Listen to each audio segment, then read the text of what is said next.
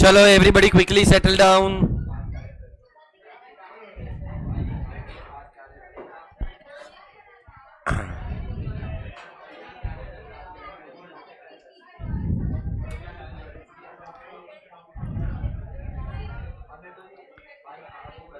चल भाई बैठ जा, अभी क्या और 1 घंटा लेगा बैठने को। कौन हो?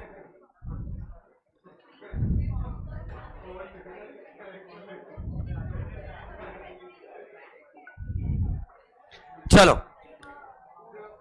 Very good morning everyone.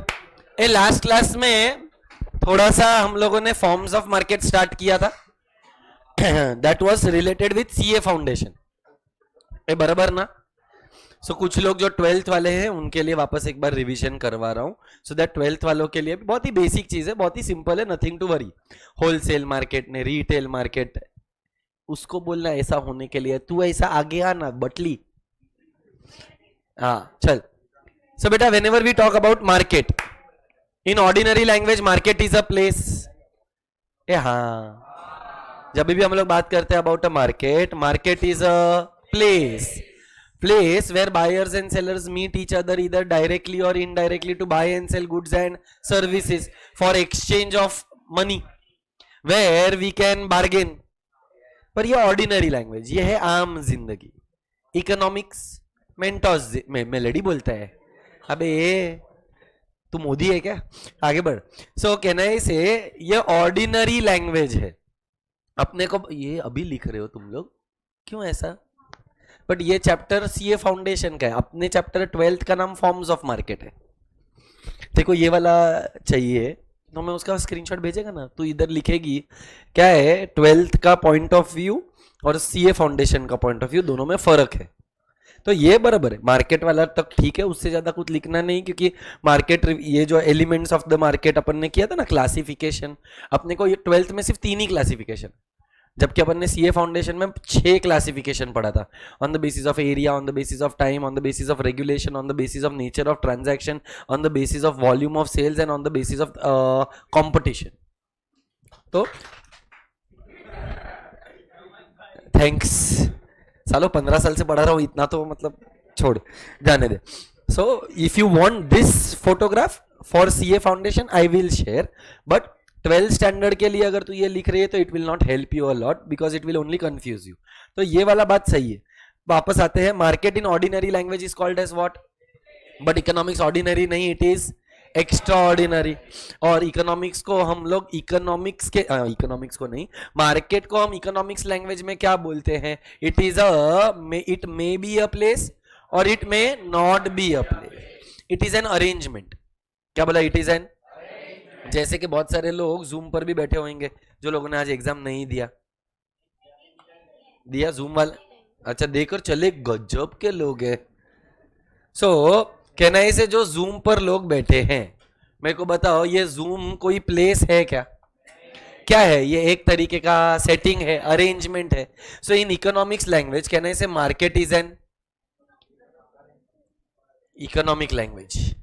अरे in economics market may or may not be it is an arrangement where buyers and sellers come in direct contact with each other, या तो indirect contact with each other। so या तो the contact is to buy and sell goods and for a price where there is a bargain। yes, ये कैसा direct हुआ? ये face to face हुआ, ये ऑनलाइन है। मीडियम क्या है? आज ये फिजिकली अपन एक दूसरे को मिल रहे हैं, तू मेरे को टच फील देख कर सकता है, वो लोग मुझे सिर्फ देख सकते हैं। ये जो फेस टू फेस होता है, और जो अच्छा क्या ईमेल कोई डायरेक्ट कांटेक्ट है क्या? टेलीफोन, फोन पर बात तो होती है, आवाज तो उनको भी सुनाई दे रहा है, आवाज तेरे को भी सुनाई दे रहा है। अच्छा मैंने तो अपना वीडियो ऑन रखा है, ये लोग कमीनों ने एक ने भी वीडियो ऑन नहीं रखा है। जान दे, कौन इतना टाइम वेस्ट करेगा? मैं तो सोच रहा हूँ कि मैं खुद का वीडियो ऑफ करके पढ़ाऊँ, क्या मजा आएगा। तुम मैचिंग तुमने बंद रखा, मैंने भी बंद रखा। सो ये डायरेक्ट नहीं है बेटा। Online platforms, phones, telephone, email, ये सब इनडायरेक्ट मीडियम ऑफ एक्सचेंज है, ना कि डायरेक्ट। आज अमेजोन, क्या अमेजोन पे गुड्स मिलता है? पर क्या वो कोई प्लेस है? नहीं, it is an arrangement, it is a setting, it is a platform, it is a medium through which we can get our goods. So market के लिए क्या क्या requirements था? 5. सबसे पहला requirement क्या था? There should be a buyer and a, फिर बायर और सेलर मिलकर क्या करेंगे? हवन करेंगे, हवन करेंगे नहीं, तो there has to be a product or a service for which there is one price, जहां पर there is a bargain over that price and there is knowledge about the market. Yeah, are we clear with that? Are you sure? ये था अपना market वाला part. अभी अपने को हो प्योरली 12th स्टैंडर्ड के पॉइंट ऑफ व्यू से अगर बात करना हो तो कहने से मैं ऑलरेडी 2-3 चीजें तो करवा चुका हूं. Market refers to an where buyers and sellers come in contact with each other either directly or to exchange goods and that takes place among them. ए बराबर क्या? फिर मार्केट का डेफिनेशन क्या है? Economics understand the term not any particular market. तो देख मैंने यहां पर कुछ तो लिखा था, अगर देखो याद रहेगा तो market refers to a market for a commodity. जैसे कि अपन को अगर मार्केट जाना है तो मम्मी क्या बोलती है? कोई जगह का नाम लेती है कि भाजी मार्केट, या तो भाजी मार्केट बोलेगी, या तो फिश मार्केट बोलेगी, या तो फूल का मार्केट बोलेगी, फर्नीचर का मार्केट बोलेगी. तो majority of the markets in economics are not on the basis of the area but they are on the basis of the commodity. That is why market refers to ऐसा गावात मेरे को लगा मैं highlight कर रहा है. Market refers to a market of a commodity. So coming back to the point, जहां पर market is not any particular market in terms of its place where things are bought and sold, but it is an region in which buyers and sellers are in which contact? Close contact. Close का मतलब या तो direct या तो contact में होना चाहिए with one another that the prices of the same goods tend to equality. मतलब जो प्राइसेस ऑफ द गुड्स है वो सबके लिए सेम है. Then they are easily available for everyone and they are quickly. That the prices of the same goods tend to be equality, easily and quickly. मतलब जो transfer हो रहा है वो इंस्टेंट हो रहा है. Are we clear with that? Market के एलिमेंट्स क्या थे? यहां पर थोड़ा सा चेंज आया. सबसे पहला एलिमेंट क्या आया? बायर्स एंड सेम है. दूसरा एलिमेंट क्या आया? प्रोडक्ट, ये भी सेम है. तीसरा एलिमेंट क्या आया? Close contact. कहना ऐसे ये क्लोज कॉन्टैक्ट वहां पर नहीं था, वहां पर बार्गेन था. अच्छा, यहां पर क्या आया? प्राइस सेम है, नॉलेज अबाउट द मार्केट. तो आइडियलिस्टिकली कैसा होना चाहिए मार्केट? प्राइस अलग अलग होना चाहिए कि प्राइस सेम होना चाहिए? मैं रियलिटी का बात थोड़ी कर रहा है. Economics is the gap between expectation and reality. You need to understand. अपन इकोनॉमिक्स क्यों पढ़ते हैं मेरे को बता. इकोनॉमिक्स में अपन ने क्या बोला? लॉ ऑफ डिमांड पढ़ा. आइडियली तो क्या होना चाहिए? Lower the price higher the demand, पर ऐसा होता नहीं है. तो वो आइडियल सिचुएशन है ना. तो एक मार्केट कैसा होना चाहिए उसका डेफिनेशन है कि it should tend to equality. अगर एक ही कमोडिटी है और अगर वो सेम कमोडिटी है तो आइडियलिस्टिकली तू मुझे बता प्राइसेस अलग क्यों होना चाहिए? एग्जैक्टली. तो इकोनॉमिक्स के अंदर हम क्या कोशिश करते हैं? ये समझने का कोशिश करते हैं the gap between the expectation and the reality, और ये गैप को हम बढ़ा रहे कि कम करने का कोशिश करते हैं. इसीलिए शायद तूने ना मेरे लैंग्वेज में या किसी सर के लैंग्वेज में कभी एक कंपटीशन का नाम सुना रहेगा, परफेक्ट कंपटीशन. कभी ना कभी हम में से किसी ने बोला रहेगा. अगर लास्ट क्लास में नहीं बोला मैं वापस बोलता हूं. अभी नाम ही क्या है? परफेक्ट. इकोनॉमिक्स में कुछ परफेक्ट हो सकता है क्या? अरे पूरा कंपटीशन है, उसके ऊपर पूरा 8 मार्क का आंसर है. अच्छा, अभी लॉ ऑफ डीएमयू तेरे को क्या लगता है? रियलिटी के अंदर लॉ ऑफ डीएमयू एप्लीकेबल है? Very difficult. कितने सारे अजम्पशंस है. तो अपन जब इकोनॉमिक्स पढ़ते हैं we study under certain assumptions, especially micro economics. तो याद कर अपन ने माइक्रो और मैक्रो का डिस्टिंग्विश पढ़ा था. माइक्रो मैक्रो डिस्टिंग्विश में क्या पढ़ा था? Partial equilibrium. पार्शियल इक्विलिब्रियम का मतलब क्या था? Study of two vectors, two variables, assuming all the other factors to remain. So we want. हो गया. आवाज नहीं आ रहा था, कांड हो गया था, थोड़ा गिर गया. तो कहने say that classification of market में हमने पढ़ा था 6, पर अपने को यहां पर कितना है? सिर्फ 3. चलो, what are the 3 classification of market?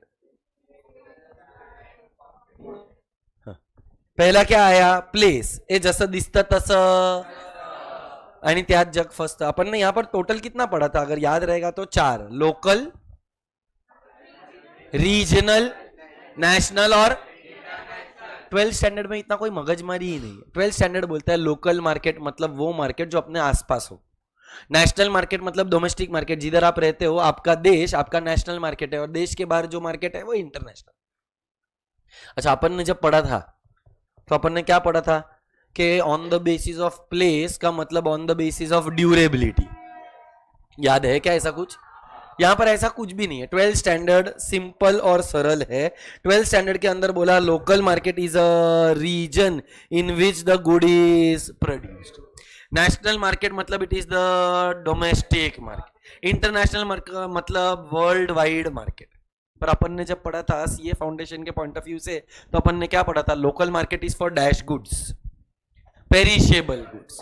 Durable goods के लिए नेशनल मार्केट, और जेम्स या metals international market. I hope I am clear with that. चल, दूसरा मार्केट का नाम क्या था? On the basis of. अच्छा, अपन ने टाइम को कैसे डिफाइन किया था? On the basis of availability of factors of production या इलास्टिसिटी ऑफ सप्लाई.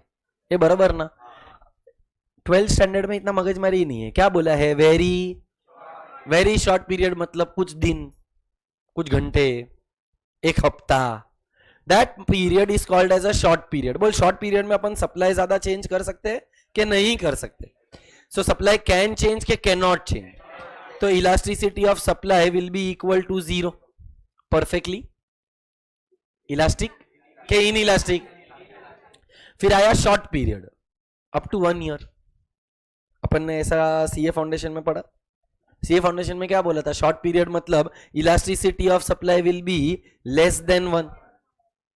अच्छा, अगर लॉन्ग पीरियड रहेगा तो elasticity of supply will be greater than 1, और अगर वेरी लॉन्ग पीरियड रहेगा तो elasticity of supply will be equal to infinite.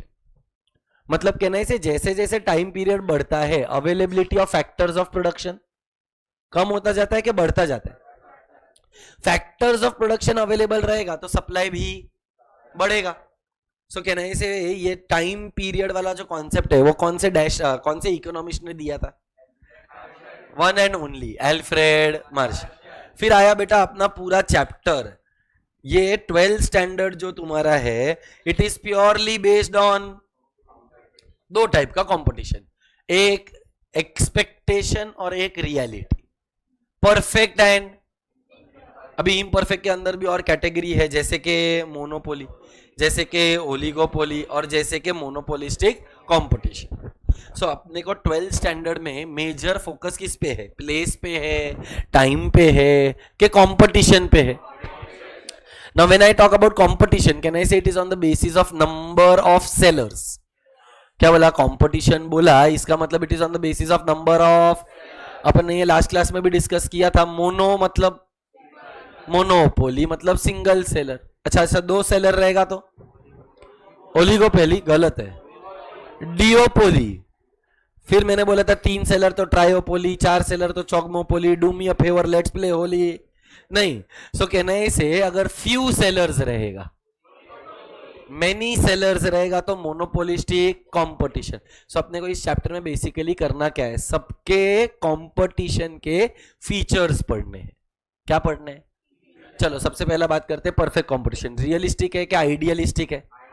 Idealistic है मतलब कुछ असम्पशंस होंगे और कुछ चीजें रियलिस्टिक भी होंगी. जैसे कि परफेक्ट कंपटीशन में हम ऐसा अज्यूम करते हैं कि there are large number of buyers and sellers. क्या बोला? There are number of buyers and selling a homogeneous commodity. Selling a which commodity? हाँ, क्या बात है, वर्ड एकदम परफेक्ट पकड़े हैं. कहना है होमोजीनियस का मतलब आइडेंटिकल होता है. आइडेंटिकल मतलब 19-20 के मैचिंग एकदम डिट्टो. जैसे कि फॉर एग्जांपल मैं, मोक्षित, तेरा नाम नमन, एक और बकरा, प्रथम, हम चारों लोग मुलुंड स्टेशन पर सींग बेचते हैं. थाना वाला साइड पर हम लोग एक एक स्टेशन पकड़ के बैठे, प्लेटफॉर्म 1, प्लेटफॉर्म 2, प्लेटफॉर्म 3, प्लेटफॉर्म 4, और हम जोर जोर से आवाज लगाते हैं, ए सिंग ले लो सिंग. अच्छा, मेरा सिंग इसके सिंग से अलग सिंग है, मेरा चना इसके चने से अलग चना है. तुम लोग ने भी सिंग चना स्टेशन पे कभी खाया रहेगा, कॉलेज से आते हो. सब सिंग चने वाले का प्राइस अलग होता है कि सेम होता है? क्योंकि कमोडिटी भी सेम होता है, ये बराबर ना. So when the commodity is homogeneous, क्या बोला, व्हेन द कमोडिटी इज, क्या एडवर्टीजमेंट करके कोई फायदा है? मतलब मैं मेरे कमोडिटी में एडवर्टाइज क्या करूं, मेरा आलू तेरे आलू से ज्यादा आलू है, जब तक रहेगा समोसे में आलू मैं तेरा रहूंगा ओ मेरी शालू. अरे क्या करूं आलू, मतलब I hope you understand that potato is a potato. Agricultural goods are homogeneous. एक कौन सा goods are homogeneous? These goods are dash substitutes, close substitutes के परफेक्ट सब्स्टिट्यूट. अभी परफेक्ट सब्स्टिट्यूट्स है तो कहना से जो भाव में मैं बेच रहा है वही भाव में तू भी बेचेगा. अगर तूने भाव में आनाकानी किया तो तेरा सेल्स होएगा क्या? तो अपन क्या अज्यूम करते हैं कि there is perfect knowledge in the market by the buyer and the seller. Buyer को मालूम है कितने में बिकता है, सेलर को मालूम है कि मैं इसको चूना नहीं लगा सकता है, मैं अंग्रेज नहीं है जिसको 10 रुपए की जगह पर $10 में बेचेगा. कुछ लोगों को अपन चूना लगाते हैं ना, क्योंकि उस बायर को मार्केट के बारे में नॉलेज. तो अपना एक और अजम्पशन क्या है कि there has to be a perfect knowledge. अच्छा अब मेरे को एक बात बता, क्या हम चार ही ये धंधा कर सकते हैं? नहीं. अपना देवम और 2-3 लोगों को लेफ्ट आउट सा फीलिंग हुआ, साला हमको क्यों छोड़ दिया सर. तो ये लोग मुलुंड स्टेशन के घाटकोपर साइड पे खड़े.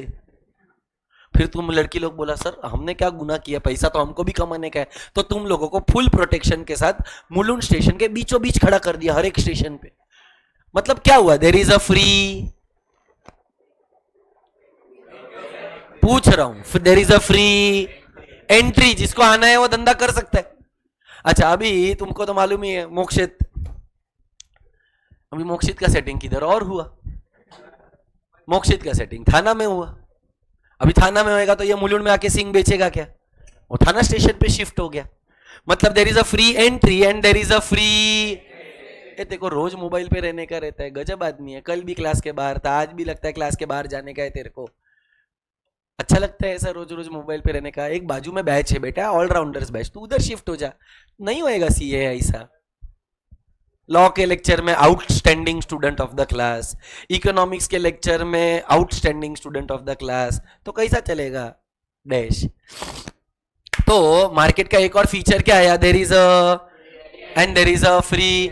अभी देख तू अगर याद करने का कोशिश करेगा आधे से ज्यादा आंसर तो हो गया. Large number of sellers and buyers. दूसरा पॉइंट कौन सा, कमोडिटी. होमोजीनियस के लिए एक वर्ड दिया नमन ने, एकदम परफेक्ट वर्ड दिया, आइडेंटिकल. आइडेंटिकल का मतलब कौन सा, substitutes, close, perfect substitutes to each other. फिर तीसरा पॉइंट अपन ने पढ़ा, there is a free and there is a free exit. अपन ने अज्यूम क्या किया कि बायर को सेलर के बारे में, सेलर को बायर के बारे में नॉलेज है, so there is perfect knowledge. Price क्या है, अलग है कि यूनिफॉर्म है? यूनिफॉर्म है मतलब बदलेगा कि सेम रहेगा? गवर्नमेंट इंटरफियरेंस करेगा, क्योंकि ये कॉन्सेप्ट देने वाले आदमी का नाम एडम स्मिथ. कौन? एडम स्मिथ कौन से इकोनॉमी को एडवोकेट करता था? Capitalist. Okay I agree capitalist, but laissez faire. Laissez faire का मतलब नो गवर्नमेंट इंटरवेंशन. मतलब गवर्नमेंट ऋतिक रोशन बनेगा, गवर्नमेंट फुकट का उंगली करेगा, गवर्नमेंट शांति से बैठेगा. ऋतिक रोशन को एक्स्ट्रा उंगली है ना, sorry bad joke. So can I say there is no government intervention. Assume ये भी करते कि देयर इज परफेक्ट मोबिलिटी. क्या बोला, देयर इज परफेक्ट मोबिलिटी का मतलब मूवमेंट. क्या अभी मेरा एक सवाल है उसका जवाब तू दे. ये अजम्पशन है कि there should be perfect mobility. क्या रियलिटी में सारे फैक्टर्स ऑफ प्रोडक्शन मोबाइल है? लैंड मोबाइल है. मतलब आज मेरे को मुलुंड तक आने के लिए कंटाला आ रहा था तो मैं लैंड को थोड़ी बोल सकता है छोटा भीम थाना में आ जा. लैंड मोबाइल है कि इम मोबाइल है? मैं मोबाइल है, कंप्लीटली मोबाइल नहीं. कंप्लीटली मोबाइल मतलब इमेजिन कर, I will give you a situation. Suppose कर मेरे को प्रोफेशनल एकेडमी में पहला लेक्चर आज दिया बोरीवली, दूसरा लेक्चर मेरे को दिया डोंबिवली, तीसरा लेक्चर मेरे को दिया कांदीवली. मैं रहता किधर है? थाना. तो तू इमेजिन कर, थाना से बोरीवली, बोरीवली से डोंबिवली, डोंबिवली से कांदीवली, शाम तक मैं खलीवली हो जाएगा. मेरे में मूवमेंट है पर कंप्लीट मोबिलिटी है कि रेस्ट्रिक्टेड मोबिलिटी है? इसका मतलब क्या सारे factors of production completely mobile हो ये जरूरी है? नहीं है। अच्छा, तीसरा बात कहना है इसे, क्या मैं खुद का प्राइस खुद बना सकता है कमोडिटी का? आई am a firm. Do you understand the difference between a firm and an industry? Professional academy is a firm. अपने पंकज सर का एक क्लास है एड्यूमाइंड्स. एड्यूमाइंड्स इज अ फर्म. ऐसा सारे फर्म्स को मिलाएंगे तो क्या बनता है? एक इंडस्ट्री बनता है, कोचिंग इंडस्ट्री. अच्छा, HDFC बैंक फर्म. ICICI, अरे ICICI रे, ICICI is also all the firms together will make a. तो जब मैं स्टेशन पर बेच रहा था माल, आई एम अ फर्म. तू भी स्टेशन पे था, firm firm firm firm firm firm firm. इतने सारे फर्म्स मिलाकर क्या बनेगा? सो कहना है इसे, प्राइस कौन डिटरमाइन करेगा? मैं अकेला डिटरमाइन करेगा कि इंडस्ट्री डिटरमाइन करेगा? Industry is the price maker, firm is the price taker. Industry is the price, firm is the price, तेरी बीवी अंडरटेकर. सो कहना है इसे दैट एक होता है प्राइस मेकर, एक होता है price firm in a perfect competition. क्या बोला? Firm in a is a price taker, firm in imperfect competition. Price taker के प्राइस मेकर मोनोपोली है. मोनोपोली खुद का प्राइस खुद बनाता है. Are we clear with that? So total कितने फीचर्स है? 8. 8 में से मैं ऑलरेडी कितना बात कर चुका हूं? 7. याद करके बताओ कौन से 7 के बारे में बात किया? There are large number of buyers and sellers. दूसरा कौन सा? कमोडिटी. तीसरा उसका जो प्राइस है वो okay, there is free entry and free exit. What is the price of the commodity? Uniform price. कहना इसे ये सब फिर भी अचीवेबल लग रहे हैं. अभी अनरियलिस्टिक के बारे में बात करते हैं. What are the unrealistic? Perfect substitutes. बेटा वो होमोजीनियस के अंदर ही आ गया. Perfect mobility of factors of production, no government. एक और, perfect knowledge. And there is one more point which says there is no transportation cost. There is, अभी तुम्हें को बता, मैं थाना से आता है, वो घोड़बंदर से आता है, देवम पता नहीं किसी के घर से आता है. तो क्या हर किसी का ट्रांसपोर्टेशन कॉस्ट ना हो ये पॉसिबल है? तो अज्यूम क्या किया कि मार्केट इज इक्विडिस्टेंट. क्या बोला? Market is equidistant. मतलब जितने भी सेलर्स है वो मार्केट से इक्विडिस्टेंट पोजीशन पर रहते. सो फॉर एग्जांपल अगर ये मार्केट है तो जितने भी सेलर्स है वो सब इक्विडिस्टेंट एरिया पे रहते हैं. तो इधर से आने का कॉस्ट सेम, इधर से आने का कॉस्ट सेम, इधर से भी आने का कॉस्ट सेम, सबका कॉस्ट सेम है. तो वो ऑलरेडी मार्केट प्राइस में इंक्लूडेड है. तो अलग से कोई ट्रांसपोर्टेशन कॉस्ट नहीं है.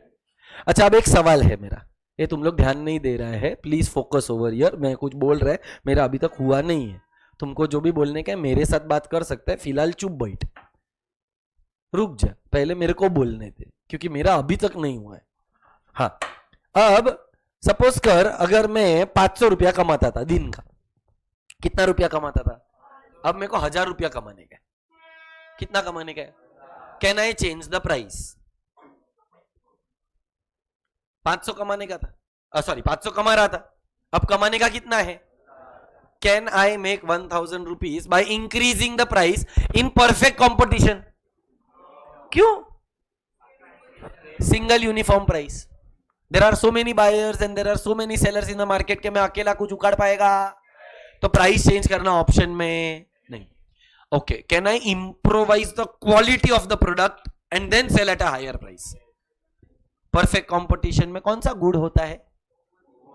तो क्वालिटी कैसा इंप्रूव करूं?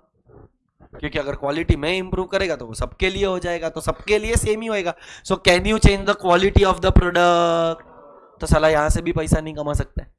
अच्छा, can I advertise my product? क्यों? क्या अभी होमोजीनियस कमोडिटी में मैं एडवर्टाइज क्या करूं? सो can I say there is no advertisement, there can be no chance of rise in price, you can not improvise the quality. Then what should I do? मेरे को double कमाने का है, 500 था 1000 करने का, अब करूं क्या? क्वांटिटी बढ़ाओ. If you want to double your revenue, double your output. Revenue अगर डबल करना है तो सेल्स को डबल करो, आउटपुट को डबल करो. So the only thing that I can control is the output of the commodity. I am a price taker क्या I am a price maker? Price taker.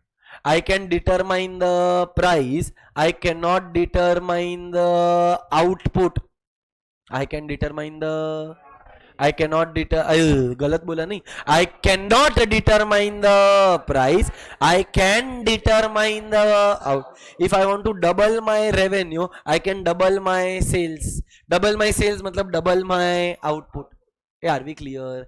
अब तू मुझे बता, can I say demand will be dash perfectly elastic के perfectly in elastic?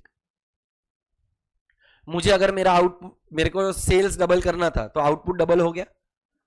हाँ. Can I control price के can I control the output? तो मेरा जो कमोडिटी का डिमांड रहेगा वो परफेक्टली इलास्टिक रहेगा कि परफेक्टली इन इलास्टिक रहेगा? इन इलास्टिक मतलब चेंज होएगा ही नहीं. What does perfectly inelastic mean? There is a change कि there is no change? तो अब तू मुझे बता, तूने अब भी मेरे को बोला था कि अगर रेवेन्यू को डबल करना है तो आउटपुट को डबल करो. और अब जब मैं तेरे को पूछता हूं कि डिमांड परफेक्टली इलास्टिक रहेगा कि परफेक्टली इन इलास्टिक रहेगा, तो तू मेरे को बोलता है परफेक्टली इन इलास्टिक रहेगा. ये कैसा मैच हुआ? अगर परफेक्टली इन इलास्टिक है मतलब there will be no change in output. पर 2 मिनट पहले तू मेरे को क्या बोला था कि there will be a change in output. तो बेटा demand is perfectly because the goods are dash substitutes. Perfect substitutes concept आपने इंडिफरेंस कर्व में भी पढ़ा है. याद है क्या ऐसा कुछ? जाने दे.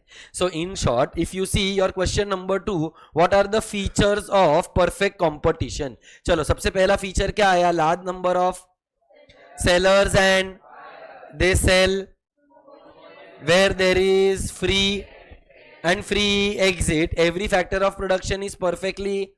क्या ये रियलिटी में पॉसिबल है कि assumption? Then there is a perfect knowledge about, and there is no, which is called as which policy? Absence of. So we assume that all the buyers, all the sellers are equidistant from the market. Are we clear? आप लोगों को याद है क्या तुमने ऐसा कुछ किया है? मुझे नहीं पता है कि तुमको याद है कि नहीं है, फिर भी मैं पूछ रहा है. अगर याद नहीं रहेगा तो मेरे को बता देना, मैं वापस पढ़ाएगा.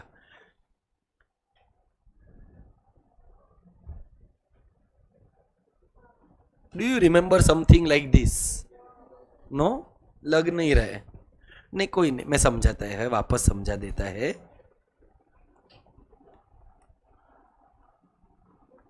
सिर्फ जगह मिलना चाहिए, ऐसा गाँव जगह ही नहीं है. बेटा उस कॉन्सेप्ट का नाम था इक्विलिब्रियम प्राइस. और इक्विलिब्रियम हमें कहां मिलता है? Where do we get an equilibrium? जब डिमांड और सप्लाई आर द सेम. तो उसके लिए कॉन्सेप्ट पढ़ना पड़ेगा. मेरे को बता, what is the relationship between price and quantity demanded? Inverse. चल यहां पर मैंने लिखा प्राइस, सबको विजिबल है. उसके बाद लिखा क्वांटिटी डिमांडेड, उसके बाद लिखा क्वांटिटी. दोनों को हम करेंगे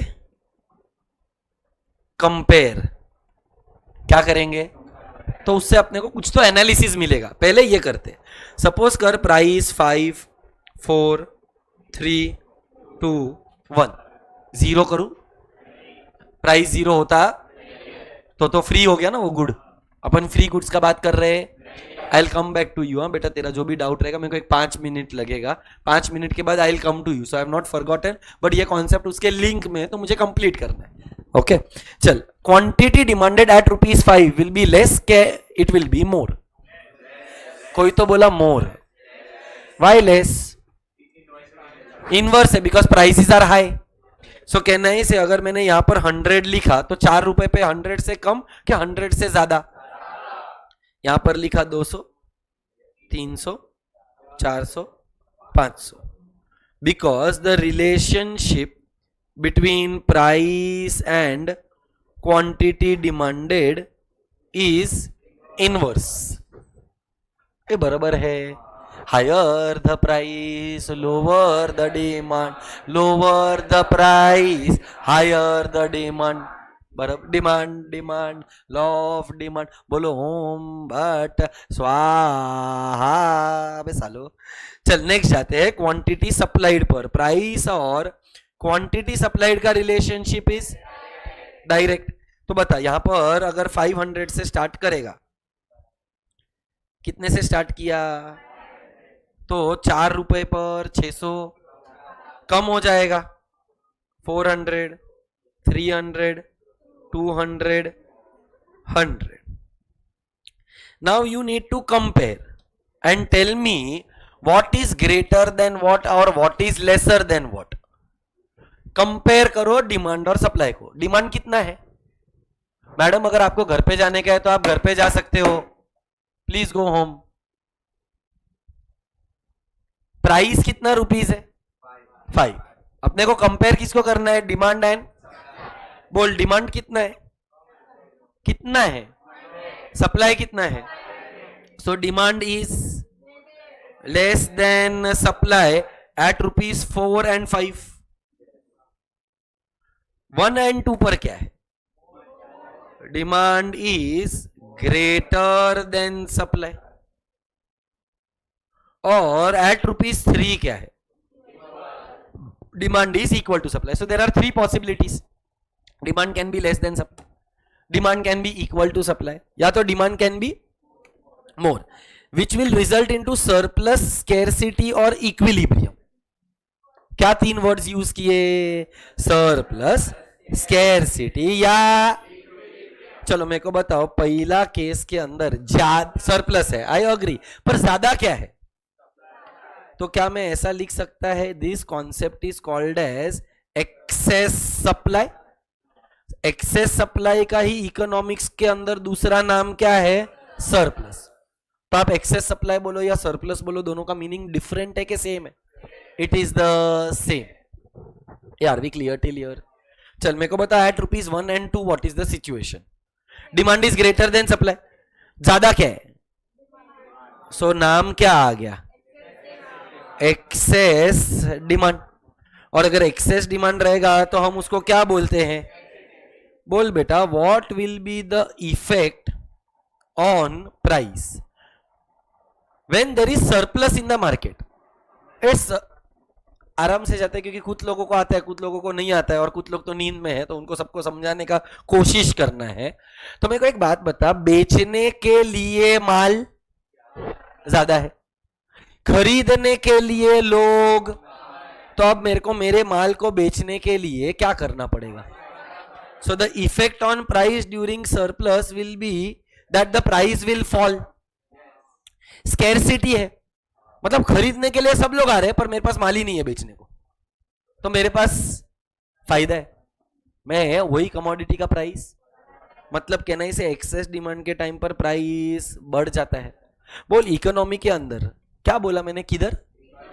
रिपीट करो, किधर? इकोनॉमी के अंदर क्या डिजायरेबल है?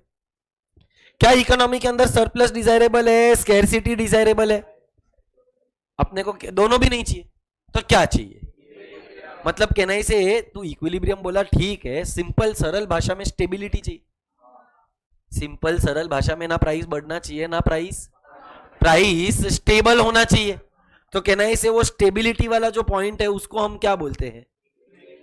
इक्विलिब्रियम से हटना चाहते हैं कि नहीं हटना चाहते हैं? It is the point of rest, it is the point of, और हम क्या चाहते हैं कि प्राइसेस शुड रिमेन। ये हम रियलिटी में ऐसा मुश्किल है, कभी प्राइस बढ़ता है तो कभी प्राइस कम होता है। गवर्नमेंट कोशिश करता है कि प्राइसेस को क्या रखे? स्टेबल। क्या ये टेबल समझ में आया है? Do you want me to explain what is excess demand, excess supply, surplus, scarcity? बेटा anybody in the classroom who needs any kind of a help, जहां तक मेरी नजर अगर नहीं पहुंच रही है, please let me know if there is a requirement to teach this concept again. पक्का? अब इसी के बेसिस पर बनेगा diagram. Demand curve is a dash sloping curve, supply curve is a dash sloping curve, दोनों का जहां पर मिलन होगा। ब्रेकअप थोड़ी हुआ रे, मिलन, मीटअप। ओ माय गॉड, ये है डिमांड का कर्व, ये बराबर ना। ये है सप्लाई का कर्व, दोनों का जहां पर मीटअप हुआ इमेज का, ये है तुम्हारा इक्विलिब्रियम प्राइस। ए हाँ, क्या है वो अलादीन की गुफा में बहुत कुछ हो रहा था। आगे बढ़ते हैं। तू नहीं था? हाँ नहीं, वो तो अलग बात है ना। अपने का एक ही बकरा थोड़ी है, ऐसे बहुत थे बेटा, तुझे पता, ये तो मुझे पता है ना, तुझे नहीं पता है। तेरी नजर तो तेरे दोस्त पे थी, मेरी नजर तो सब पे थी, जाने दे। तो अब अगर मैं तेरे को एक सिचुएशन दूं, बेटा थोड़ा ध्यान देना पड़ेगा सब लोग on the board. You have to pay attention for better understanding of the concept. Where is the price? Okay thanks. Where is P1? हाँ, that is what I meant. अबे साले, मैं ही लिखता है, तू मेरे को ही बताता है मैंने क्या लिखा है। Where is it? Above the equilibrium है। अबव द इक्विलिब्रियम ये कौन सा कर्व? चल इसको नाम दे दिया A। So A point is on the, इसको नाम दे दिया B। B point is on, बता एट P1 A और B का रिश्ता क्या है? इनवर्स बोलता है। कहना इसे A का क्वांटिटी इतना है, B का क्वांटिटी इतना है, तो सालो अब बताओ A is less then B। Simple भाषा में sir demand is less then, और सिंपल भाषा में इसको हम नाम देंगे एक्सेस सप्लाई और सरप्लस। और बेटा सरप्लस में प्राइसेस राइज होएगा कि फॉल होएगा? सोच, अगर और राइज किया, अगर प्राइसेस को मैंने और बढ़ा दिया तो गैप और बढ़ जाएगा। तो मेरे को ये गैप को बढ़ाना है कि कम करना है? तो जब सरप्लस रहेगा तभी इफेक्ट ऑन प्राइस क्या आएगा? The prices will fall. ये बराबर। चलो मेरे को बताओ, where is price P2? Below the equilibrium. ये कौन सा कर्व है? वेरी इंपॉर्टेंट, क्योंकि लोगों को क्या लगेगा ये डिमांड है, क्योंकि ऊपर का स्ट्रेट निकाल कर नीचे निकालेंगे, बोलेंगे ये डिमांड है। बेवड़े हो तुम। कौन सा कर्व? ये कौन सा कर्व? बताओ एट P2 G और J के बीच में कंपैरिजन है। हाँ, कहना है इसे J is greater then G। मेरे को पहले डिमांड लेना है इसके लिए, तो demand is greater than, when demand is greater than supply it is called as excess demand is a situation of scarcity. और बेटा स्कैरसिटी में प्राइस बढ़ता है। तो अपने को तो इनमें से कुछ भी नहीं चाहिए, अपने को क्या चाहिए? इक्विलिब्रियम। तो where is equilibrium? We get equilibrium at price. At price P we have a point called as, at point E we get demand is, when demand is equal to supply the prices will remain, because this is called as the point of। अब तू मेरे को एक बात बता, तेरे को ऐसा नहीं लगा कि मैंने जो तेरे को अभी पढ़ाया वही चीज मैंने तेरे को ऊपर पढ़ाया था? सिर्फ फर्क क्या था? एक टेबल को समझाकर एक डायग्राम। कहना इसे टेबल से ही ग्राफ आता है। सो अगर टेब्युलर रिप्रेजेंटेशन में मैं तेरे को एक चीज पढ़ा रहा है तो ग्राफिकल में भी वही समझाएगा। सो ऑनेस्टली स्पीकिंग देख, पहला एक्सेस सप्लाई पढ़ाया, फिर एक्सेस डिमांड पढ़ाया, फिर इक्विलिब्रियम पढ़ाया। सेम चीज मैंने तेरे को वहां पर ग्राफ में पढ़ाया। And the two answers that we did right now has a weightage of 8 marks in your 12th standard. What are the two questions for 8 marks? Explain the features of which competition? Perfect competition. And how is equilibrium price determined? So what I want you to do is, first of all, आप सब लोग features लिख लो। Features of perfect competition, उसके बाद हाँ ये लिखना है, और उसके बाद वो जो इक्विलिब्रियम का डायग्राम है ना वो बनाना भी है। अच्छा, आप लोग में से जितने भी लोग सीए फाउंडेशन वाले हैं, अगर आपको वो मार्केट वाला लिखना है तो आप 2 साइड्स छोड़ दो, और 2 साइड्स छोड़ने के बाद फीचर्स लिखो। अभी राइट हैंड साइड पर अगर तुम देखेगा तो मैंने कर्ली ब्रैकेट बनाकर क्या लिखा हुआ है, सीए फाउंडेशन के रिलेटेड है वो। सो जो 12th वाले है उसको लिखने का जरूरत नहीं है। सो बेटा प्योर कंपटीशन के कितने फीचर्स है? 3। What are the features of pure competition? First, large number of buyers and sellers, homogeneous commodity and free entry and free exit. So perfect का ही एक छोटा भाई है जिसका नाम है pure competition.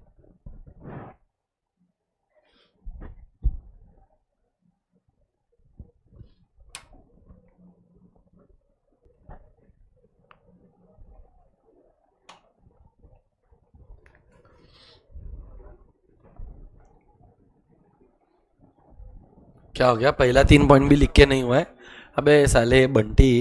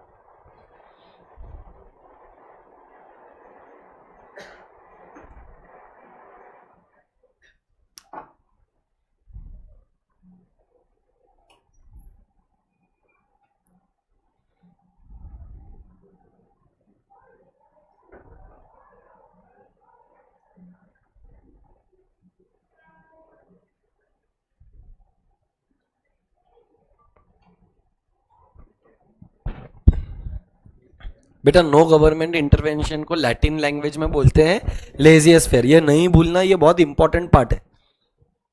और एग्जाम में जब आप लिखते हो ना आंसर, तो कीवर्ड्स को अंडरलाइन करना, तो you will get better marks. So one of my students, he scored 97 in economics in the last attempt.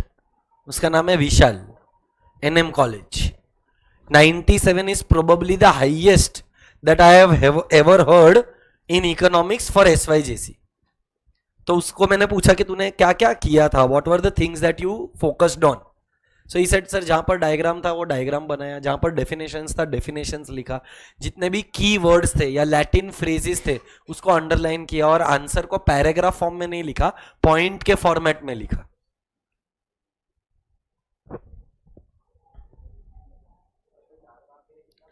8 points, 1 point is half a mark. कोई आंसर है जिसमें 8 पॉइंट है ही नहीं, तो जितना है उतना। जैसे कि टाइप्स ऑफ यूटिलिटी अगर आ गया तो उसके अंदर 6 ही पॉइंट है, तो उसका डेफिनेशन लिखने का, उसका इंट्रोडक्शन लिखने का, और उसके 6 पॉइंट्स लिख देने के। बट तू पेपर को कैसे प्रेजेंट करता है ना, उस पर भी तेरे को मार्क्स मिलेंगे। अब जैसे कि तू देख, मैंने यहां पर 11 पॉइंट लिखे हैं, ये 11 point is 12th plus CA foundation वाले। पर तू देखेगा तो देखो लगेगा कि सर सीए 12th का ही थोड़ा एक्सटेंडेड वर्जन है, कुछ अलग थोड़ी पढ़ाया है मैंने।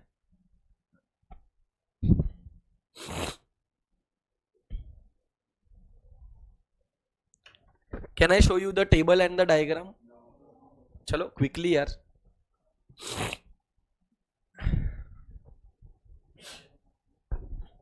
May God bless you.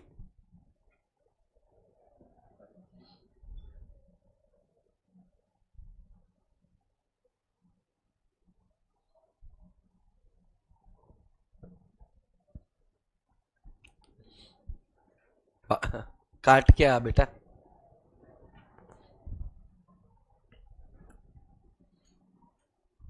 ये सारे पॉइंट्स तुम लोगों को सीए फाउंडेशन के पॉइंट ऑफ व्यू से अतिशय इंपॉर्टेंट।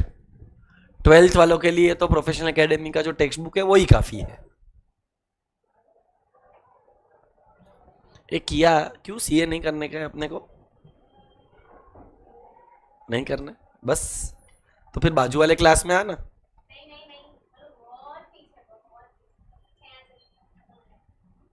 अब पर पढ़ती नहीं है तो उसका क्या करूं मैं?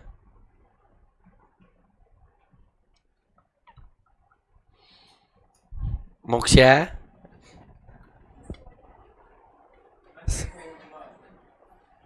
अभी क्या बोल देगा बेटा? जो दिखता है वो बोलने से कहाँ होता है। तुम भूल रहे हो कि मैं मुलुंड में भी बहुत चक्कर काटते रहता हूँ, और तुम मुलुंड की गलियों में घूमते रहते हो तो कभी कभार दिख जाते हो। अभी जो भी दिखा हो, अभी जो घूम रहे हो सोचे।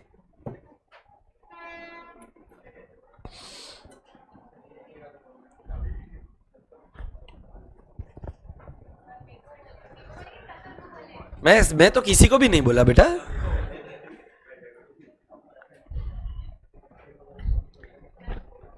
ए determination of equilibrium price heading है, उसको पॉइंट मत बनाना।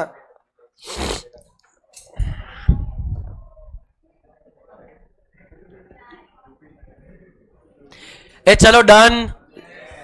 आई वॉन्ट यू टू ये हेडिंग दे दो, determination of equilibrium price and quantity.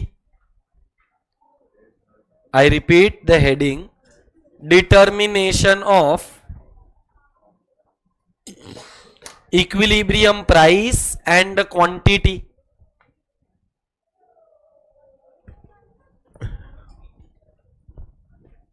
क्या करूं बेटा? ओके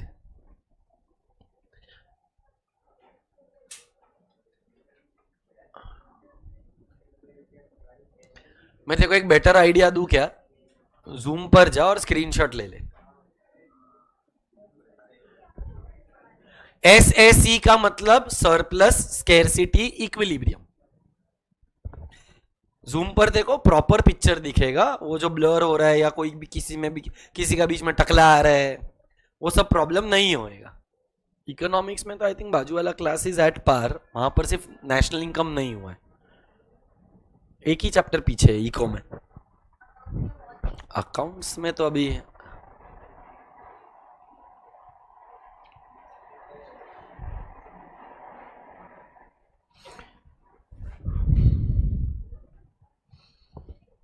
सिर्फ हमारा पढ़ा कर कुछ नहीं होएगा ना, किया खुद को भी पढ़ना पड़ता है। तो शायद ये भूल रही है। यही ओवर कॉन्फिडेंस में मरेंगे लोग। उसके लिए पढ़ना पड़ता है दीदी, वही बोल रहा हूं तेरे को, पढ़। और सीए कर लेना चाहिए था, बेटी है ये बैच में। तो एक टेबल हो गया है तो डायग्राम बताओ।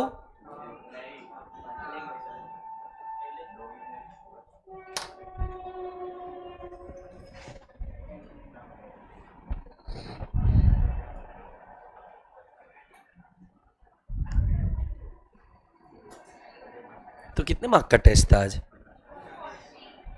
1.5 घंटा।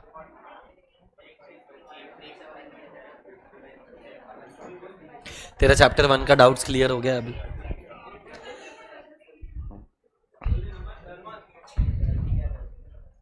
ए मेरी क्या गलती साले, ए मेरे पर क्या को आया रे तेरी? हाँ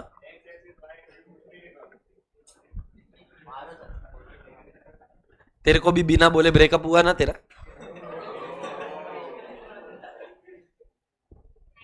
थैंक्स। साले अगर अभी भी मुझे तेरे को ये बताना पड़ेगा कि तेरी एक्स मतलब एक्स एक्सिस पर क्या आएगा। अरे एक्स एक्सिस बोल रहा हूं। देखा आ गया ना लाइन पे। फुकट नड़ता है तू मेरे साथ। मोक्षी तू भूल गया क्या 11th स्टैंडर्ड? और तेरे को लग रहा है कि मैं ऐसा सुन के लेगा? मैं भाविन सर है क्या? बेचारे वो गाय जैसे कुछ नहीं बोलते रहेंगे शायद। मैं नहीं छोड़ेगा। क्या हो गया? बॉडी शेमिंग क्यों रे? इसमें गाय मतलब मैंने उनके बॉडी के हिसाब से उनको गाय नहीं बोला है, नेचर के हिसाब से गाय बोला था साले। तू गलत सोच रहा है। फिर उस हिसाब से तो मैं भैंसा हुआ। बॉडी शेमिंग बोलता है ये। हाँ एग्जैक्टली। इससे ज्यादा कुछ है नहीं, इतना ही है। और साले नमन तू वैभव को क्या बोल रहे रे केकड़े, बॉडी शेमिंग नहीं करने का। और ये मेरे को बॉडी शेमिंग, ये मैंने उनका नेचर अच्छा है इसके लिए ऐसा बोला। गाय जेवो नेचर એટલે एकदम આપણા ગુજરાતીમાં ભોળા કહેવાય। अबे तेरा तो कवर अप भी नहीं हुआ, तू क्यों बात बात पे आता है यार। दुख हुआ मुझे, रो देगा। कुछ हेल्प करूं क्या, कुछ हेल्प करूं क्या। चुपचाप पढ़ाई करना है, उम्र है क्या तेरा ये सब करने का। तू तो चुप ही बैठ, जो 10वीं में कांड करके बैठते हैं ना उनको 11वीं 12वीं में बोलने का अधिकार नहीं होता है।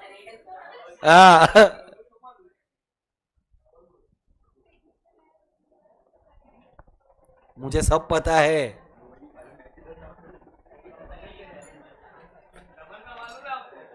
नहीं हाँ हो तुम सेम 10th। ए भगवान, इसीलिए वो थोड़ा सीरियस हो गया लगता है, बोलता आप पढ़ के दिखाएगा इसकी माँ का। बेटा question number 2 plus question number 3 together for 8 marks, दोनों मिलाकर। Features of perfect competition and explain how the prices are determined. तो फीचर्स में देखेगा प्रथम तो 8 पॉइंट्स है, और इक्विलिब्रियम का टेबल डायग्राम और एक्सप्लेनेशन है। 4 point, sorry 4 marks each, combined comes for 8 marks.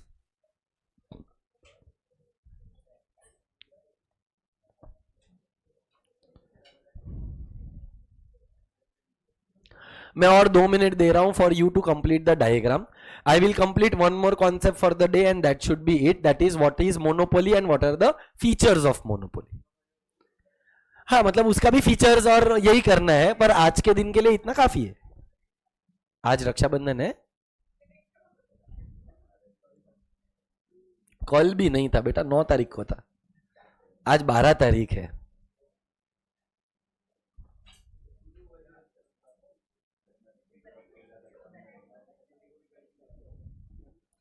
मेरे को सिर्फ याद दिलाना if I forget to send those 2 pages. कौन सा वाला, टाइप्स क्लासिफिकेशन वाला।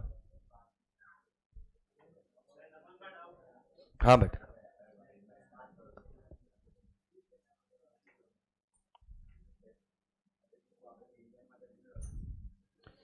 डाउट नमन का है कि तेरा है। ओके पूरे क्लास में सिर्फ 2 ही लोग हैं जो लोगों ने चैप्टर 1 के पादुका के एमसीक्यूज किए हैं। वन ऑफ देम इज प्रथम एंड अदर इज देवम। वो लोगों का चैप्टर 1 आईसीएआई का मटेरियल से भी हो गया, अपना प्रोफेशनल एकेडमी का भी मटेरियल से शायद हुआ है, मुझे उसके बारे में नहीं पता है। पादुका का जो एमसीक्यूज था वो भी करके वो लोगों का हो चुका है। डाउट नहीं आया, एक भी क्वेश्चन नहीं आया मेरे को, पर उसमें बहुत सारे थोड़े डिबेटेबल क्वेश्चंस नहीं लगे तेरे को। अच्छा गूगल किया, गुड। तो I hope you are studying. My ultimate goal is that you should be done with chapter number 1 ऑफ सीए फाउंडेशन ऑल्सो। दिसंबर तक अपना पढ़ाई सीए फाउंडेशन का है, इतना याद रखो। सो जो लोगों ने अभी तक नहीं किया है please start doing it, because जैसे जैसे टाइम जाएगा आपको वो सॉल्व करने के लिए एफर्ट्स ज्यादा लगेंगे। जिसने भी सॉल्व किया रहेगा, तूने भी कितने डाउट्स पूछे, पूछ के 10 डाउट पूछा रहेगा। एमसीक्यूज कितने थे उसमें 100, 150 में से 10 डाउट्स आए हैं। मतलब इमेजिन कर 90% of the chapter is clear. What a great confidence booster it can be when you are sure about 90%। Exam तक वापस भूल जाएगा, बट एटलीस्ट पता तो है कि मैंने एक बार कर लिया है। अब second time is always the revision. But तुम एग्जाम के टाइम पे ही प्रिपरेशन करना चालू करेगा तो कितना डिफिकल्ट हो जाएगा। So all those who have done it, well done, good job, keep doing it. ऐसे ही चैप्टर 2 भी आपका हो गया है, theory of demand and supply, बहुत बड़ा चैप्टर है बेटा, वो कंप्लीट करो सीए फाउंडेशन के पॉइंट ऑफ व्यू से। उसका वेटेज सीए फाउंडेशन के एग्जाम में भी 15 के आसपास है। तो आज तेरा 2 चैप्टर में ही 20-22 मार्क का कवर हो जाएगा। ये चैप्टर का 8-10 मार्क का वेटेज, वो चैप्टर का 15 मार्क का, 12 से 15 मार्क का weightage, minimum 20 to 25 marks are secured. That is how you are suppose to prepare. पहले पढ़ो, कॉन्सेप्ट समझो, फिर MCQs. MCQs is the last thing to be done.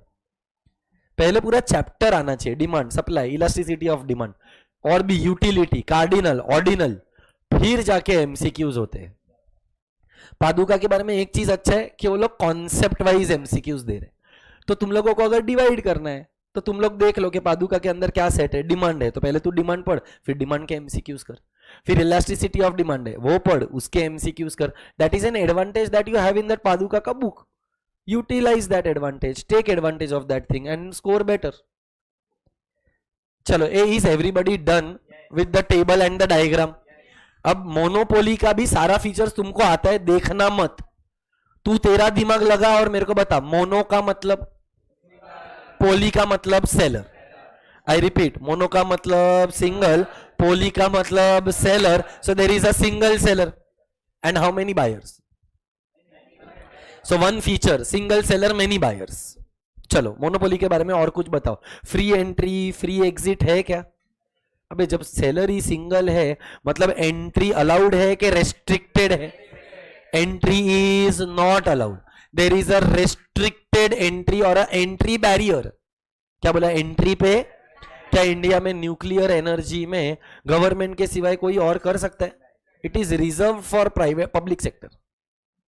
Defence में आज के डेट में प्राइवेट सेक्टर आ गया है, ओनली 2। रेलवेज में भी प्राइवेट सेक्टर सर्विसेज प्रोवाइड करना है, सिर्फ ट्रैक जो बनाता है ना वो गवर्नमेंट बनाता है। सो आज के डेट में सिर्फ एटॉमिक एनर्जी है जिसमें मोनोपोली है गवर्नमेंट का। बाकी के सारे जितने भी सेक्टर्स है have slowly and steadily be open for private sector, या तो in partnership with public private sector will work, उसको बोलते हैं पीपीपी, पब्लिक प्राइवेट पार्टनरशिप। जैसे कि मेट्रो गवर्नमेंट का भी शेयर है, प्राइवेट सेक्टर का भी शेयर है, और उन दोनों का पार्टनरशिप है, तो पीपीपी मॉडल बोलते हैं उसको, पब्लिक प्राइवेट पार्टनरशिप। एनीवे, कितना फीचर्स हुआ? पहला सिंगल सेलर, दूसरा रेस्ट्रिक्टेड एंट्री, तीसरा he is a price maker के taker. Why is a price maker? क्योंकि मार्केट में सिंगल, ये गांव मेरा है और यहां का जयकांत शिकरे में, तो प्राइस में डिटरमाइन करेगा। अच्छा, can I only control the price के can I also control the output? दोनों है, पर दोनों में से कोई भी एक ही कर सकता है। देख, हेड्स भी तेरा, टेल्स भी तेरा, ऐसा तो नहीं हो सकता है ना। In a game of cricket also if one call is your, other is others. Similarly अगर तूने प्राइस डिटरमाइन किया तो आउटपुट को डिटरमाइन, तूने आउटपुट डिटरमाइन किया, दोनों में से कोई भी एक, ईदर और। So there is control over market supply also. क्या बोला? There is control over। Perfect competition में कौन से सब्स्टिट्यूट गुड्स थे? यहां पर कौन से सब्स्टिट्यूट्स है कि है ही नहीं? अरे होगा ना, उधर परफेक्ट था, यहां पर क्यों नहीं है? क्योंकि तू अकेला है, मोनोपोली है। तो इज देयर सब्स्टिट्यूट के no close substitute? No close substitute मतलब डिमांड विल बी इलास्टिक के inelastic? Relatively inelastic. Relatively inelastic मतलब ग्रेटर देन 1 के लेस देन 1? लेस देन 1 मतलब द कर्व इज फ्लैटर के curve is steeper? Steeper away from the origin के closer to the origin? ये सब आपने types of elasticity of demand में पढ़ा है। अगर ज्यादा चेंज आएगा तो फ्लैटर, अगर कम चेंज आएगा तो स्टीपर। कम चेंज का मतलब इन इलास्टिक, ज्यादा चेंज का मतलब, तो अगर रेलवेज ने थोड़ा प्राइस बढ़ा दिया तो क्या रेलवेज में जाना बंद कर देंगे? डिमांड में चेंज आएगा, पर बहुत ज्यादा चेंज आएगा कि कम आएगा? तो demand is relatively, he is a price maker, control over the market supply. क्या मोनोपोली के अंदर फर्म, इंडस्ट्री अलग अलग है कि एक ही है? जो फर्म है वही, जो इंडस्ट्री है वही। And with that you are done with one more answer of your features. What are the features of monopoly? देखो तो जरा, मोनोपोली के अंदर there are a single seller, he is called as a price, there are entry, next वाला is there close substitute के no close substitute? Complete control over, क्या दोनों price और सप्लाई दोनों एक साथ कंट्रोल कर सकता है कि इधर प्राइस और आउटपुट?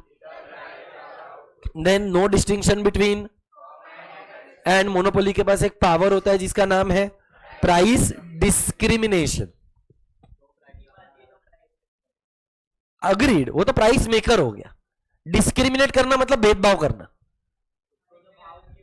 जो तू भाव मेरे तू मेरे को बोला था ना, मुलुंड में 100 रुपया और उधर 120 रुपया, इसको प्राइस डिस्क्रिमिनेशन बोलते हैं।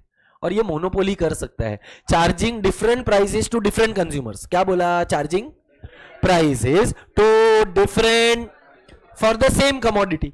कमोडिटी एक ही है पर साला भाव अलग अलग चार्ज किया। ऐसे कमोडिटी को, ऐसे प्राइसेस को हम बोलते हैं प्राइस डिस्क्रिमिनेशन। अब मोनोपोली, रेलवेज किसका मोनोपोली था? प्राइवेट सेक्टर के पब्लिक सेक्टर? पर रिलायंस किसका मोनोपोली है? प्राइवेट। सो मोनोपोली दो टाइप का, या तो प्राइवेट या तो प्राइवेट मोनोपोली में factors of production are owned by, public monopoly के अंदर they are owned by government. फिर कहना इसे दो टाइप का और मोनोपोली है, सिंपल या तो डिस्क्रिमिनेटिंग। क्या बोला? या तो सर सिंपल नहीं पता है, डिस्क्रिमिनेटिंग पता है। चल, डिस्क्रिमिनेटिंग का मतलब charging different prices to different consumers for the, मतलब डिस्क्रिमिनेटिंग मोनोपोली वो है जो प्राइस में भेदभाव करता है। सिंपल मोनोपोली जो नहीं करता है, सबको सेम प्राइस। कैडबरी का इंडिया के अंदर भले बहुत सारे चॉकलेट सेलर है, बट कहना है इसे मार्केट शेयर के हिसाब से मोनोपोली है। क्या कैडबरी का भाव मुंबई में अलग, दिल्ली में अलग, कलकत्ता में अलग, के हर जगह पर सेम ही है? पार्ले जी, देख बिस्किट तो बहुत सारे, but market share Parle G का है, तो पार्ले जी बिस्किट का प्राइस हर जगह पे अलग अलग चार्ज करता है। So it is called as which monopoly? Simple. फिर रत्नागिरी का क्या फेमस है? आम। कश्मीर का एप्पल, केसर, एप्रिकॉट, लकड़ा, सैफरन। हाँ, वो केसर सैफरन होता है। कहना से ये सब नेचर का गिफ्ट है, नेचर से जो मिलता है वो नेचुरल मोनोपोली। कौन सा मोनोपोली? फ्यूचर में उठ के अगर मेरे को मेरा अकेडमी बनाने का है तो क्या ये लोगो वापर सकते हैं? अरे PA प्रीतेश वीरा एकेडमी, क्यों? क्योंकि इसका पेटेंट रहेगा, ट्रेडमार्क रहेगा, कॉपीराइट्स रहेगा, मैं इसको यूज कर सकता। इसका मतलब इसके ऊपर प्रोफेशनल एकेडमी का कौन सा हक है? लीगल। ऐसे मोनोपोली को बोलते हैं लीगल मोनोपोली। तो देख तेरा टाइप्स भी 6 हो गया, एक पब्लिक, एक प्राइवेट, एक सिंपल, एक डिस्क्रिमिनेटिंग। अब कोई जोड़ी में नहीं है पर अलग अलग, एक नेचुरल मोनोपोली और एक लीगल मोनोपोली। और एक और मोनोपोली होता है जिसका नाम है वॉलंटरी मोनोपोली। एक कौन सा मोनोपोली? वॉलंटरी का मतलब क्या? फॉर एग्जाम्पल मैं एक सेलर है, तू एक सेलर है, आप एक सेलर हो, आप एक सेलर हो, अपन सब साथ में आ गए, कंपनी मर्ज वर्ज कुछ नहीं किया, आपस में अंडरस्टैंडिंग है, तू मेरी मारे मैं तेरी मारू, उससे अच्छा अपन सब मिलकर दूसरों की मारते। ऐसे मोनोपोली को बोलते हैं voluntary monopoly, where a group of firms come together. क्या बोला? Where a group of firms come together to sell the commodity, such monopoly is called as voluntary. देख तेरा क्वेश्चन नंबर 6 भी हो गया। हाँ देख, अग्रीड, आज के डेट में मोनोपोली का प्योर डेफिनेशन क्या है? Single seller. बट आज के डेट में कोई सिंगल सेलर एग्जिस्ट ही नहीं करता है, तो today the concept of monopoly is outdated. आज के डेट में मोनोपोली का definition is not single seller. आज के डेट में मोनोपोली का definition is on the basis of market share. तेरा मार्केट 100% का है, 100% में से तेरा शेयर अगर मैक्सिमम है तो तू मोनोपोली है। तो आज के डेट में फर्म और इंडस्ट्री अलग है। अभी करेंगे आगे, एक और कॉन्सेप्ट आएगा जिसका नाम है monopolistic competition, which is the most realistic competition. तो आज के डेट में ना परफेक्ट कंपटीशन एग्जिस्ट करता है ना मोनोपोली एग्जिस्ट करता है। पहले एग्जिस्ट करता था पर अब गवर्नमेंट आ गया, गवर्नमेंट ने कंपटीशन को एनकरेज किया, कंपटीशन के वजह से मोनोपोली का existence. And anyways we don't want monopoly. देखो याद रहेगा तो कैपिटलिज्म का एक डिसएडवांटेज था, it leads to inequality of income, exploitation of labourers and workers and consumers. तो monopoly is not very good for an economy. Efficiency कम हो जाएगा, प्राइसेस ज्यादा भरना पड़ेगा, क्वालिटी अच्छा नहीं मिलेगा. कंपटीशन रहेगा तो एफिशिएंसी बढ़ जाएगा, प्राइसेस कम हो जाएगा, क्वालिटी अच्छा मिलेगा. तो आज के डेट में गवर्नमेंट मोनोपोली को एनकरेज करता नहीं. So what are the 7 types of monopoly? चल, सबसे पहला पॉइंट, प्राइवेट. प्राइवेट मोनोपोली किसका होता है? या तो प्राइवेट बॉडी का. फिर पब्लिक मोनोपोली किसका होता है? It is owned and controlled and operated by the. फिर लीगल मोनोपोली मतलब it is due to legal permission from the government in the form of patent, trademark and copyright. ए बराबर. Next वाला कौन सा monopoly? It is created on the basis of which conditions? जैसे कि रत्नागिरी का आम. नेक्स्ट वाला कौन सा मोनोपोली? सिंपल मतलब single price to different consumers. But discriminating का मतलब क्या होता है? Different prices to different consumers. Voluntary monopoly क्या होता है? वॉलंटरी मोनोपोली में some monopolist voluntarily come and form. अपन 4 लोग थे, अकेले अकेले एक दूसरे की मार रहे थे, अपन ने ग्रुप बनाकर दूसरों की वाट लगाई. ऐसे मोनोपोली को वॉलंटरी बोलते हैं. Are we clear? पक्का. वैसे ही और 2 फीचर्स है. एक फीचर्स ऑफ ओलिगोपोली और एक है features of monopolistic competition, which we will be doing in the next class. I want you all to write the features of monopoly.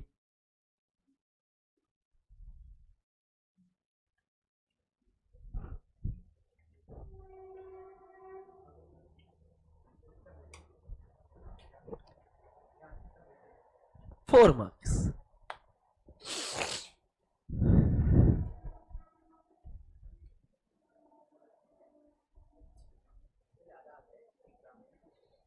Twelfth मतलब एक 8 मार्क्स टू 10 मार्क्स तो आता है. हाँ हाँ, एक फीचर तो पक्का. 4 में से एक फीचर तो फॉर श्योर. अरे तेरा पेपर है ना दोस्त, 140 मार्क का है. तो तू सोच कितना ऑप्शंस रहेगा, कितना क्वेश्चंस रहेगा. तेरे को अटेम्प्ट करना है 80 पर आता है 140. 144 अप्रोक्स. 140 144.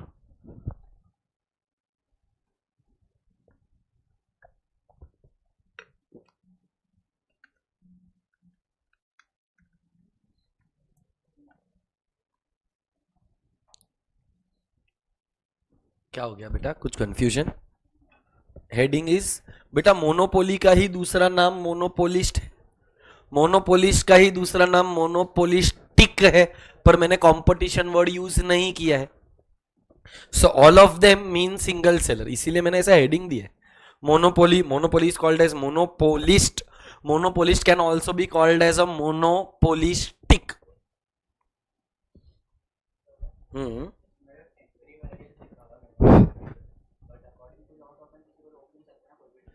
पर मोनोपोली जब होता था तभी तो एंट्री बैरियर, आज जैसे कि एटॉमिक एनर्जी में एंट्री बैरियर है. पहले भी क्या? पहले तो कितना ज्यादा एंट्री बैरियर था. पहले तो रेलवेज में भी एंट्री बैरियर था, मिनरल्स में भी एंट्री बैरियर था. कितना सारा companies were reserved only for public sector, क्योंकि वी रियलाइज्ड कि पब्लिक सेक्टर एफिशिएंटली काम नहीं कर रहा है. प्राइवेट सेक्टर एफिशिएंटली काम करता है, प्रॉफिट मोटिव होता है, वेस्टेज कम करने का कोशिश करता है. करता तो वो भी है बट पब्लिक से बेटर है. इंडिया के अंदर 1991 में एलपीजी आया. लिबरलाइजेशन, प्राइवेटाइजेशन, ग्लोबलाइजेशन, तो ऑटोमेटिकली बैरियर्स हट गए ना. जो लोगों को कर्व स्टीपर कैसा होता है नहीं दिखता, मैंने वो भी बना कर रखा है. हाँ सर. देख एक्चुअली 12th स्टैंडर्ड में नेचुरल मोनोपोली का मीनिंग अलग है और सीए फाउंडेशन में अलग है.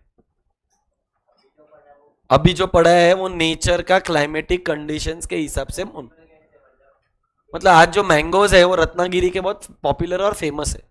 तो जो मैंगोज बिकते हैं, यस, नॉट द सेलर्स. सो तू वहां पर, तेरे पास टेक्स्ट बुक है, ओपन कर, पर नेचुरल मोनोपोली के अंदर एक्सप्लेनेशन क्या दिया है. मैं फिलहाल वो शिफ्ट नहीं कर रहा हूं क्योंकि लोग लिख रहे हैं. तेरा डाउट मैं पर्सनली सॉल्व कर देगा. सो it is because of the climatic conditions. जैसे कि पंजाब में वीट, पंजाब का लैंड जो है बहुत फर्टाइल है, प्लस पंजाब में रेनफॉल भी प्रॉपर है, तो नेचर ने मदद किया किसी कमोडिटी के प्रोडक्शन में बढ़ाने में, तो उसको यस सर उसके नीचे कुछ लिखना नहीं, मैंने और भी कुछ लिखा है, 7 पॉइंट तक ही लिख। हाँ, प्राइस डिस्क्रिमिनेशन।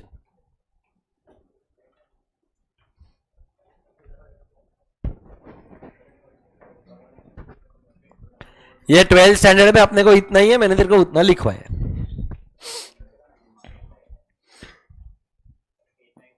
8-9 सीए फाउंडेशन के रिलेटेड है, वो अपन करेंगे तभी, नहीं अभी लिखने का जरूरत नहीं।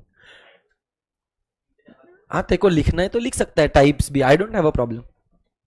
मतलब मैंने नहीं लिखा है, और टाइप्स मेरे को बहुत सिंपल लगता है, मतलब वो क्वेश्चन ना इतना इंपॉर्टेंट है, ना एग्जाम में इतना ज्यादा आता है, plus it's a very basic answer to understand, hence I am not making you write that, but if you want to make notes you can make notes.